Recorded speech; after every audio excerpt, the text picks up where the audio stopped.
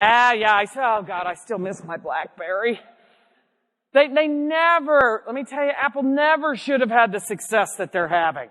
But somebody sat in a meeting and said, no, you know what? Nobody's going to want to look at the internet on their phone. And they never were able to make that change. By the time they finally got on board and looked to make changes to the BlackBerry, it was too late. It was absolutely too late. And yet they were first on the scene. They were first on the scene. So that forward thinking momentum, they just never did it. Now let's compare that to somebody who did it well. Barnes & Noble.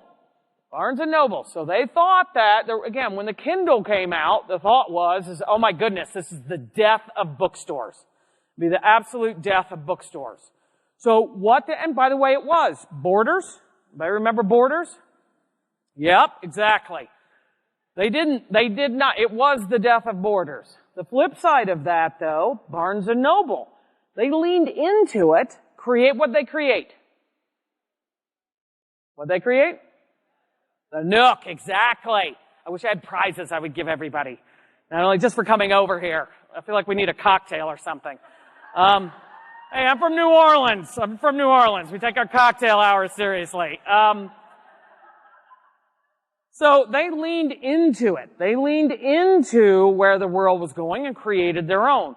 Not only that, but they also came back and started competing against Starbucks, taking on the big boys here to create spaces where you would want to come back and actually work. That's who they're competing with in that environment. Not only that, but then they paid Starbucks to come in. Please come into our facility and serve coffee to be an environment where we could have customers come in and sit.